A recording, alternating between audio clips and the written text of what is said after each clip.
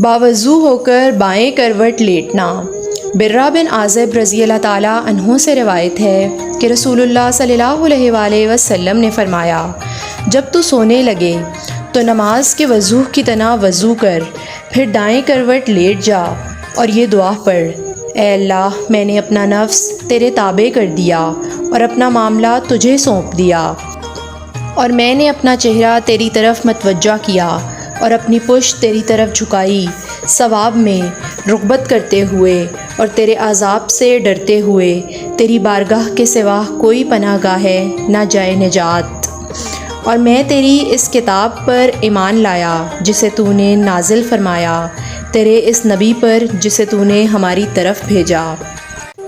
اس کے بعد اگر تم مر گئے تو فطرت دین اسلام پر مرو گے، پس ان کلمات کو رات کی سب سے آخری بات بناؤ جسے تم اپنی زبان سے ادا کرو۔